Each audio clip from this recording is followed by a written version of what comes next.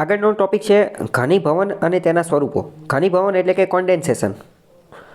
ઘનીભવન એટલે કે કન્ડેન્સેશન અથવા કોન્ડેન્સેશન. ઘનીભવન એટલે શું? આપણે હમણાં જ કીવર્ડ શબ્દના આધારે સમજી ગયા કે ઘનીભવન એટલે શું થતું હશે, શું બનતું હશે, તો કે ઘન બનતું હશે. બાષ્પીભવનમાં શું બનતું હોય? તો કે બાષ્પ બનતી હોય. તો ઘનીભવનમાં શું બનતું હોય? ઘન બનતું હોય. કેમાંથી? એ વાયુમાંથી પણ બનતું હોઈ શકે અથવા પ્રવાહીમાંથી પણ બનતું હોઈ શકે, પણ બનતું શું હશે? ઘન બનતું હશે. તો હવે સમજો કે ઘનીભવન કોન્ડેન્સેશન ક્યારે જોવા મળે, એના સ્વરૂપો કયા છે એ જોઈએ. તો કે હવાનું તાપમાન ઝાકળ બિંદુથી નીચું જાય. ઝાકળ બિંદુથી નીચું જાય એટલે કે અત્યંત નીચું જઈએ. 0 ડિગ્રી જે છે ને, 0 ડિગ્રી સેન્ટીગ્રેડ, ત્યારે બરફ બનવાનું ચાલુ થઈ જાય. પણ તાત્કાલિક તો બરફ નહીં બની જાય ને.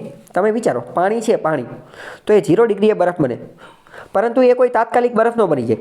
બરફ પહેલાં એ અર્ધપ્રવાહી અવસ્થાની અને એની અંદર આવતો હશે કે નહીં? એક સમય એવો આવતો હશે કે ત્યારે અર્ધપ્રવાહી બરફ નહીં હોય, પાણી નહીં હોય, વચ્ચેની અવસ્થામાં હશે. તો બસ એવું જ તે ઝાકળ બિંદુ એ પ્રકારની પરિસ્થિતિ કહેવાય કે ડ્યુ પોઈન્ટ.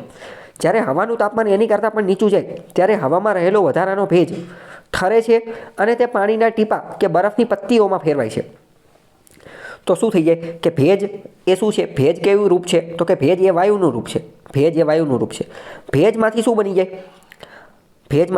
જાય? તો કે બરફ જેવી વસ્તુ બની જાય, બરફના ટીપા અથવા એવું બની જાય, એટલે કે ઘન બની ગયું. તો આ જ પ્રક્રિયાને ઘનીકરણ કહેવામાં આવે છે.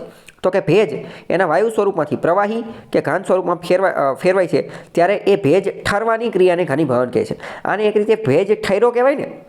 તો કે હા, ઠર્યો જ કહેવાય ને, ભેજ ઠર્યો કહેવાય, બરાબર.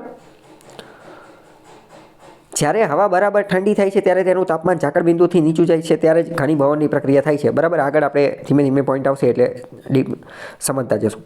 ઘનીભવન જે છે એ તાપમાનની બદલાતી પરિસ્થિતિ અનુસાર, એટલે કે જેમ જેમ તાપમાન બદલાતું જાય, વધતું જાય, ઘટતું જાય, એના આધારે એમાં ફેરફાર, એના અલગ અલગ સ્વરૂપો જોવા મળતા હોય.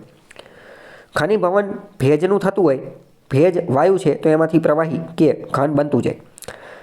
ભેજના ઘનીભવનના આધારે અલગ અલગ સ્વરૂપ તૈયાર થાય, જેમાં મુખ્યત્વે છે ઝાકળ, હિમ, ધુમ્મસ, વાદળ અને વરસાદ. આ બધું જ શેમાંથી બને?